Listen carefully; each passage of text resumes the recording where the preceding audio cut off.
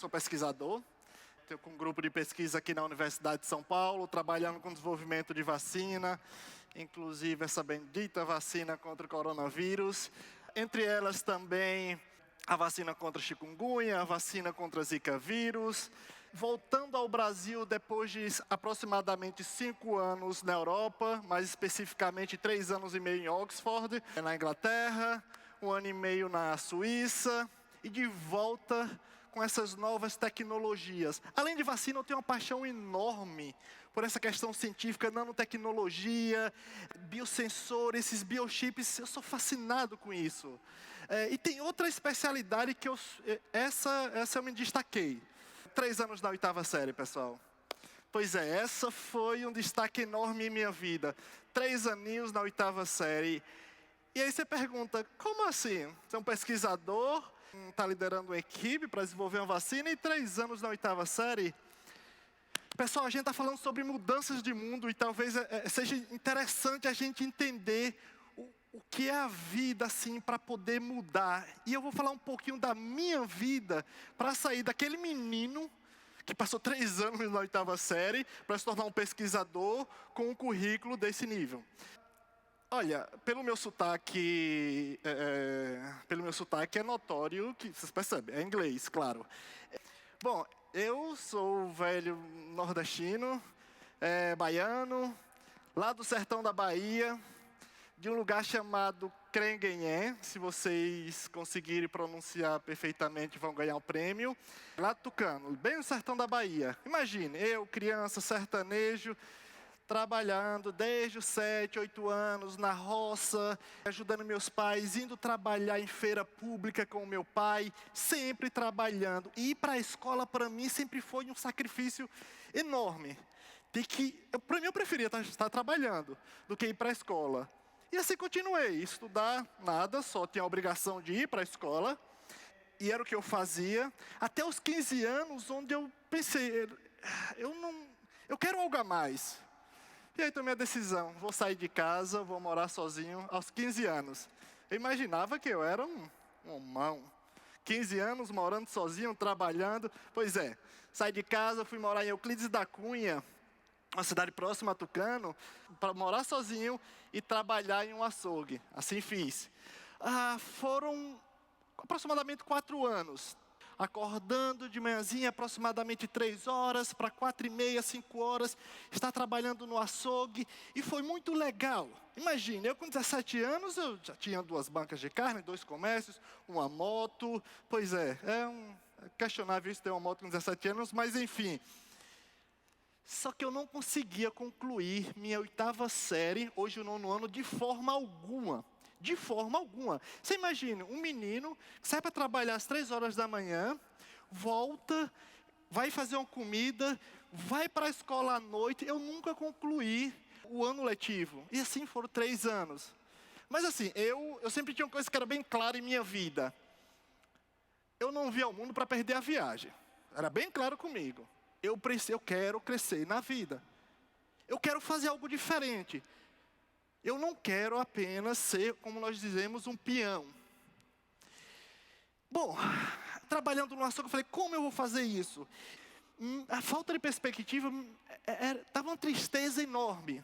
Bom, eu comecei a observar, trabalhando, que aquelas pessoas, como nós falamos lá no sertão, lá no Nordeste, aquelas pessoas estudadas, eu olhava assim e falava, as pessoas estudadas têm uma condição de vida boa. Olha, doutores, a forma que eles falam, a forma que eles se comportam, a forma que a sociedade o trata. Eu falei, quero fazer isso da minha vida. E aí foi o que eu fiz, tentei estudar, enfim, saí da 8ª série. Finalmente. Bom, saí da 8ª série, ok, mas continuava trabalhando naquela mesma rotina.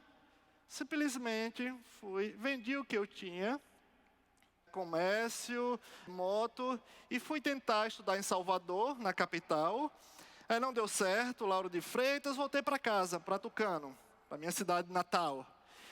E olha, Nesse momento era bem claro, eu quero e eu vou estudar. Não importa como, eu vou estudar. Eu vou crescer na vida. Isso era bem claro para mim. Isso era muito, muito objetivo.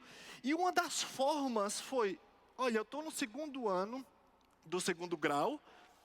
E o terceiro ano eu preciso me preparar para fazer um vestibular, para entrar na faculdade. Com a ajuda de meus pais, entrei no terceiro ano numa escola particular. Perfeito, vou me preparar para o vestibular. Vamos lá, agora é hora de entrar na universidade. E aí os amigos, eu 21 anos, e a turma com 16, 17 anos. Eu mais velho, falei, não tem problema, vamos seguir. Eu quero virar doutor, eu quero ser gente, entre aspas. Isso era na minha cabeça, eu nem sabia o que era, mas era isso que eu queria fazer. Bom, foi o que eu fiz. Vou estudar em Salvador. Não dá. Bom, Gustavo, você é pobre, então nem pense para a capital, porque é muito caro, não dá para me manter lá. Descarta as possibilidades. Fui para a universidade pública, na cidade de Senhor do Bonfim, que foi uma das coisas mais fantásticas que eu tive. Para lá, fui estudar ciências, porque ciência para mim era uma coisa chique. Fui para Senhor do Bonfim. E lá comecei a estudar ciências biológicas no interior, porque não tinha condições alguma de estudar na capital. Fantástico, comecei a me envolver com ciência em Senhor do Bonfim, estudando ciências biológicas. Na Universidade do Estado da Bahia, fantástico. Tenho a possibilidade, fui fazer iniciação científica. Comecei a trabalhar com meio ambiente e saúde pública. Foi uma das coisas mais fantásticas da minha vida, assim. Eu estava envolvido com ciência.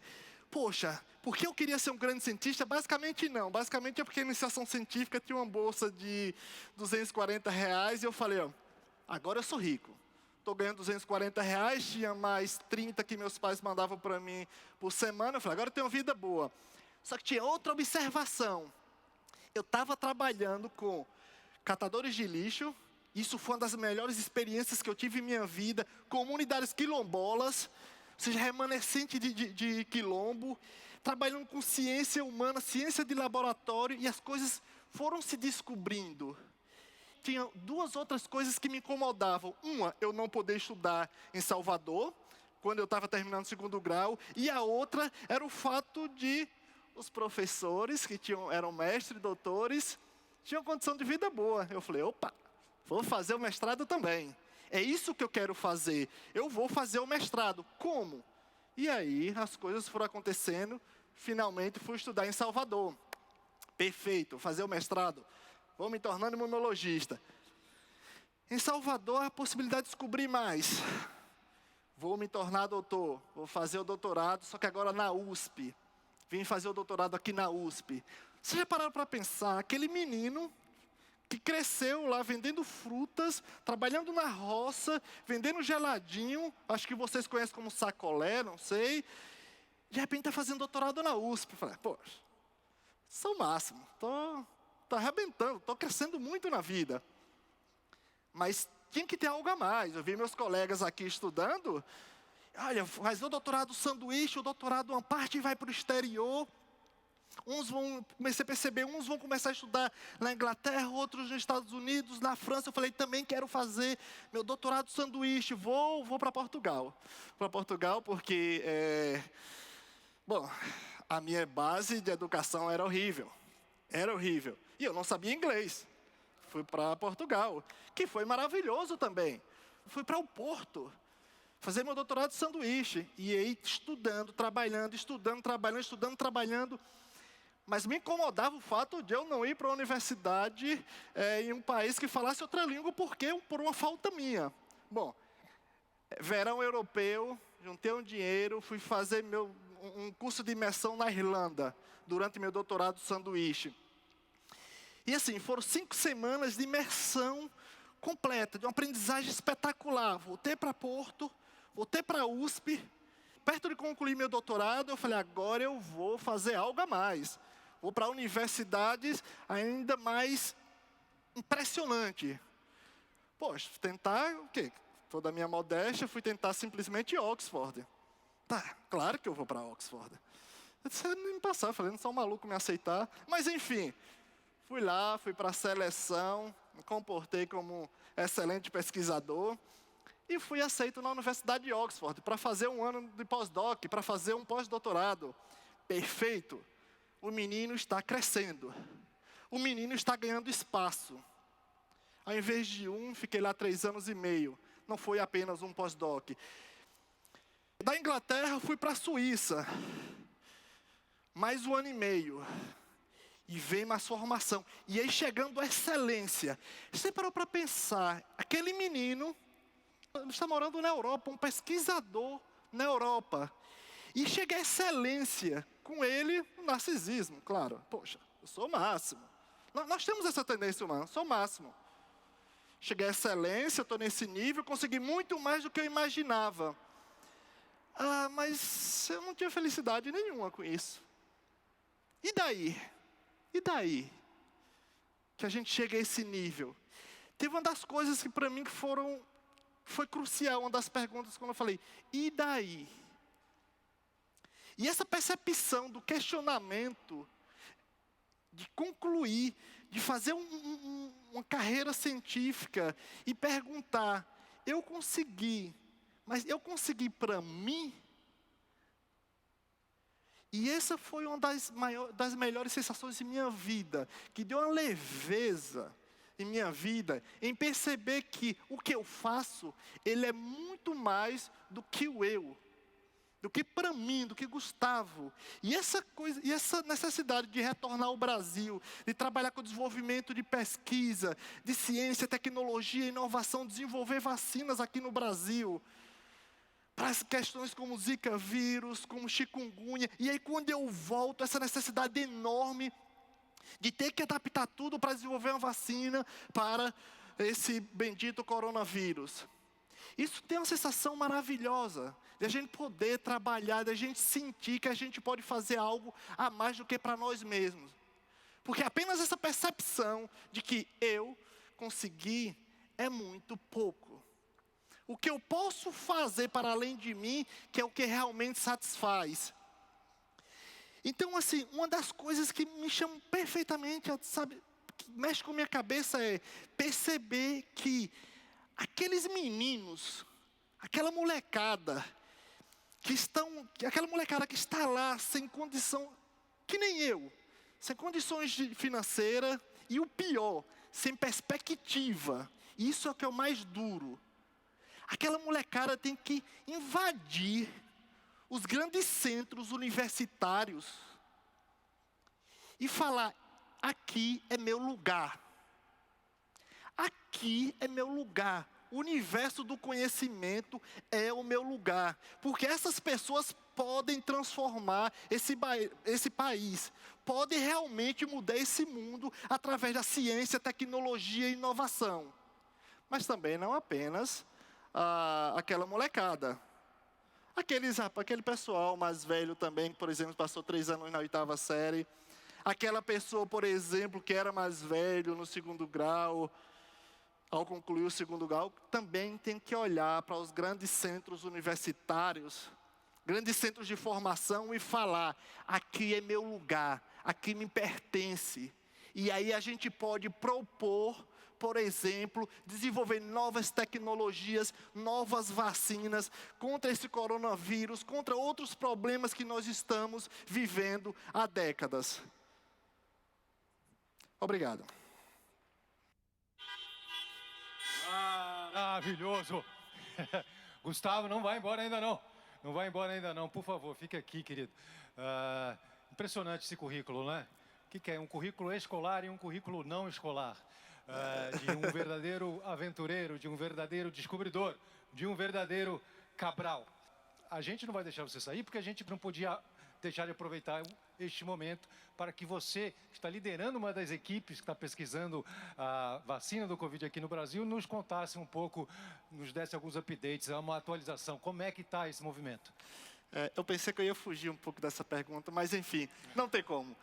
A vacina, não só no Brasil como no mundo, esse vírus fez o mundo parar. Olha para nós aqui. Então, assim, o mundo inteiro está realmente dedicado a desenvolver uma vacina contra esse novo coronavírus. As pessoas precisam entender que o andamento da pesquisa aqui e no Brasil, estou falando por experiência própria e ter vivido na Inglaterra, Suíça e aqui, é um pouco mais lento pela logística como as coisas andam aqui. Mas assim, é importante que nós tenhamos a nossa vacina, por questão de nação, por questão de nós termos o nosso produto, seja nosso. Mas o mundo vai propor, está propondo, a comunidade científica está propondo e vai ter uma vacina em breve. Nós vamos ter uma vacina recorde, mas para esse ano é muito difícil. De verdade, é muito difícil. É muito difícil por conta das fases de teste que tem que passar, né? É por questão de segurança, sabe? Não adianta, inclusive efetividade. Você imagina nós termos uma vacina, que olha, nós temos uma vacina para utilizar com seres humanos, e de repente a vacina não funciona. Isso tem que funcionar, por isso tem que seguir todos os rigores, até que a gente chegue lá e fale, funcione e não tenha nenhum efeito colateral, seja segura. Então nós teremos uma vacina. Mas até lá, e não assim, para controlar esse vírus não vai ser apenas a vacina. Como um exemplo, as pessoas que têm o vírus da imunodeficiência, HIV, olha, as pessoas conseguem ter uma vida normal. Entende? Porque tem tratamentos. Então a gente também está desenvolvendo tratamentos, está desenvolvendo vacina e também a participação das pessoas. Assim como o HIV, as pessoas têm que se proteger para não propagar e não obter. Nesse momento também, as pessoas têm que se proteger para não obter e propagar. Então é um conjunto. Está sendo desenvolvido vacinas, não apenas uma, não, ou duas ou três, são várias, que está sendo desenvolvida, tratamentos e a participação social para a gente evitar de obter e propagar esse vírus. Sim, você está participando dessa pesquisa. Onde é que essa pesquisa está acontecendo aqui no Brasil? Assim, eu voltei como pesquisador FAPESP, né? Fundação de Amparo à Pesquisa aqui do Estado de São Paulo, para trabalhar aqui na Faculdade de Medicina. Estou trabalhando também no Instituto de Ciências Biomédicas, aqui na USP. A gente está com essa equipe trabalhando aqui para o coronavírus. Esforços, investimentos e também coração. Gustavo, eu queria compartilhar com você também, porque eu sei que você falou na sua palestra do estudo que você faz desenvolvendo a vacina do chikungunya também.